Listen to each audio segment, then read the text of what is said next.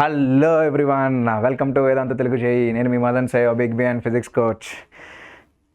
ఈ వీడియో దేనికోసం అంటే మన ఆంధ్ర తెలంగాణలో చాలామంది స్టూడెంట్స్, ఎస్పెషల్లీ రూరల్ బ్యాక్గ్రౌండ్ ఉన్న స్టూడెంట్స్కి అయితే వాళ్ళ కాలేజెస్లో ఎక్స్పెరిమెంట్స్ చేయడానికి ప్రాపర్ సెటప్ ఉండదు.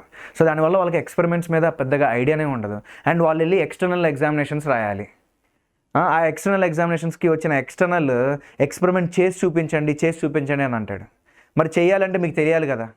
సో దానికోసం నేను కిరణ్ సార్ కానీ మన నవీన్ సార్ కానీ వీళ్ళందరూ ఏంటంటే, పాపం Kiran sir, Naveen sir, especially Naveen sir వాళ్ళ ఫ్రెండ్కి ఒక కాలేజ్ ఉంటే ఆ కాలేజ్లో వాళ్ళని ఒప్పించి నన్ను ఖమ్మం దాకా తీసుకెళ్ళి అక్కడ మేము ఎక్స్పెరిమెంట్స్ చేసాం.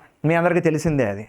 అయితే ఎంతవరకు మాకు అవైలబిలిటీ ఉన్నిందో ఆ ఎక్స్పెరిమెంట్స్ అన్నీ చేసాం మీకు బాగా యూజ్ అవ్వడానికి. ఎందుకంటే చెప్పాను కదా, చాలామంది ఎక్స్పెరిమెంట్స్ చేసి ఉండరు, లేదా ఎక్స్పెరిమెంట్ సెటప్ సరిగా లేకపోయి ఉండడం వల్ల ఎలా డీల్ చేయాలి ఏంటి అనేది కూడా సరిగా తెలిసి ఉండదు అనమాట. దాన్ని మొత్తాన్ని కవర్ చేయడానికి, మీకోసం మేము ఉన్నాం అని ప్రూవ్ చేయడానికి మేము ఈ ఎక్స్పెరిమెంట్స్ని చేసాం, మీకు ప్లే చేయబోతున్నాం. ఒకవేళ మేము పెట్టిన కష్టం మీకు నచ్చితే please like the video and subscribe the channel. Second thing, let's get in to the experiment.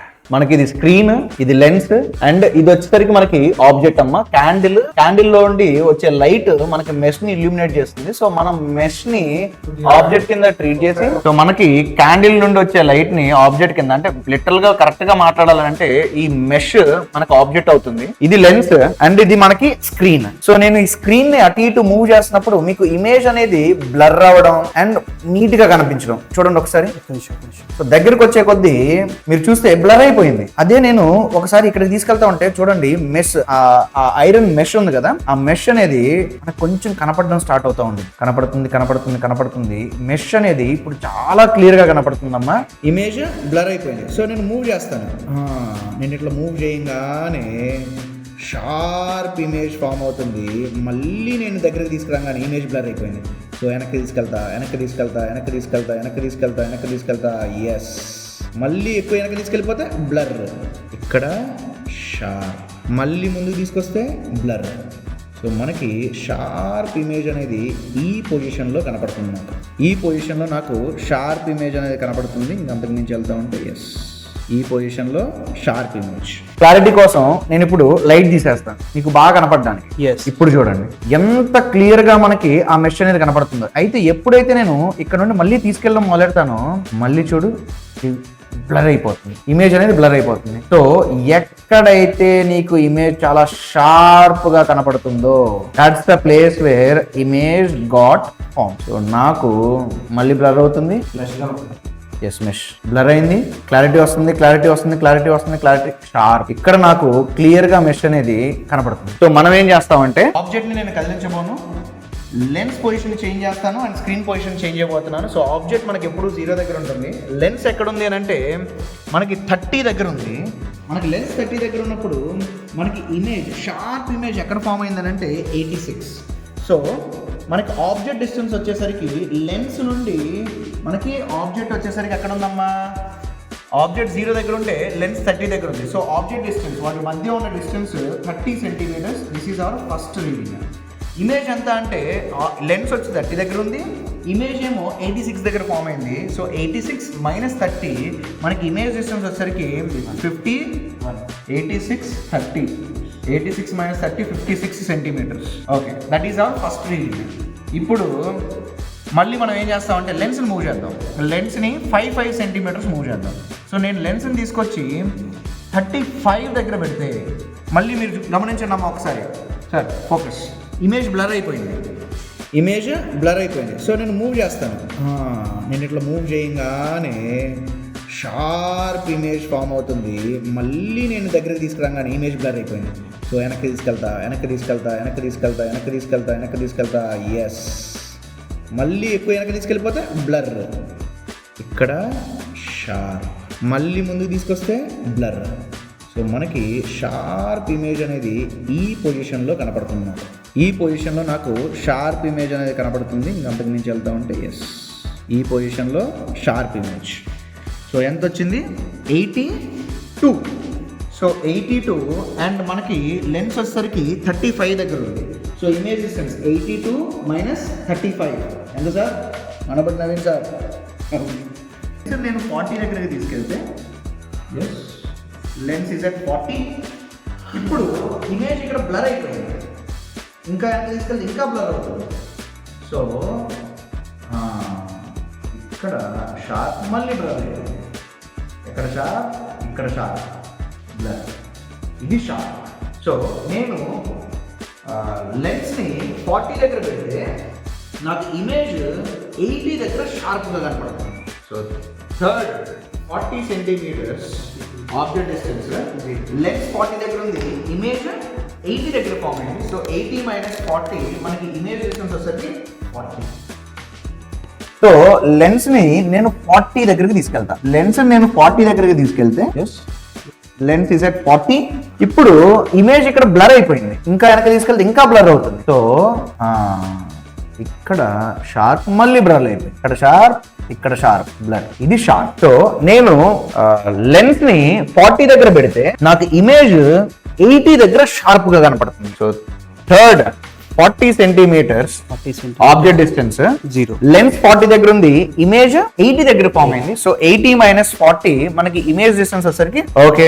Next 45 కి తీసుకెళ్దాం. 45 కి తీసుకెళ్తే 45 కి తీసుకెళ్తే ఇమేజ్ అనేది అంత క్లియర్ గా లేదు, ఇంకా వెనక్కి తీసుకెళ్ళాను అనుకో బ్లర్ అయిపోతుంది పూర్తిగా. క్లారిటీ కోసం లైట్ ఆపేస్తాను. ఓకే, మళ్ళీ బ్లర్ అయిపోయిందమ్మా, బాగా బ్లర్ అయింది. ఇక్కడ చూసామనుకో, ఇదిగో మూవ్ చేస్తున్నా, కనపడుతుంది,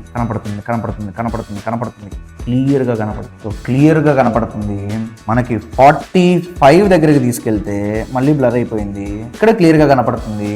45 దగ్గరికి తీసుకెళ్తే మనకి రఫ్ గా వద్దు, ఎగ్జాక్ట్ గా చేద్దాం, 81.5 దగ్గర ఫామ్ అయింది. సో 45 సెంటీమీటర్స్ దగ్గర మనం ఆబ్జెక్ట్ ని పెడితే, అంటే ఆబ్జెక్ట్ ఏమో 0 దగ్గర ఉంది, లెన్స్ ఏమో 45 దగ్గర ఉంది, మనకి ఇమేజ్ ఏమో 81.5 దగ్గర ఫామ్ అయింది. సో 81.5 - 45 36.5 సెంటీమీటర్స్ దగ్గర, 81.5 - 45 36.5 సెంటీమీటర్స్ దగ్గర మనకి ఫామ్ అయింది. ఓకేనమ్మా, ఒక 5th రీడింగ్ తీసుకుందాం. మనం 50 సెంటీమీటర్స్ దగ్గరికి లెన్స్ ని మూవ్ చేద్దాం. 50 సెంటీమీటర్స్ దగ్గరికి మనం లెన్స్ ని మూవ్ చేస్తే మళ్ళీ మనకి ఇమేజ్ అనేది బ్లర్ గా ఉంది.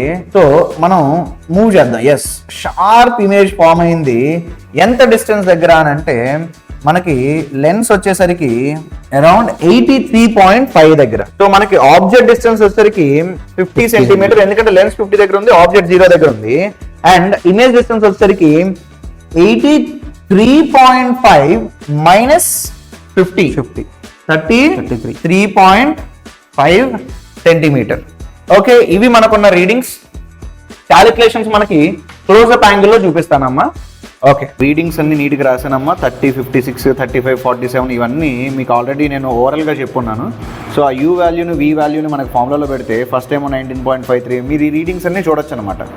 అలాగే 1/u 1/v కూడా క్యాలిక్యులేట్ చేశాను, ఎందుకంటే మనం ఫోకల్ లెంత్ని థియరిటికల్గా కాదు, ఈ ఫార్ములాని బేస్ చేసుకొని క్యాలిక్యులేట్ చేస్తాం. తర్వాత యూవీ గ్రాఫ్ గీసి క్యాలిక్యులేట్ చేస్తాం, 1/u 1/v గ్రాఫ్ గీసి కూడా క్యాలిక్యులేట్ చేస్తాం. సో మనకి ఎగ్జామినేటర్ ఏదైనా అడగొచ్చు కాబట్టి మనం అన్ని డేటా పాయింట్స్ని రాసుకున్నాం. సో ఫార్ములా యూజ్ చేస్తే మనకు వచ్చిన వాల్యూస్ ఇవి.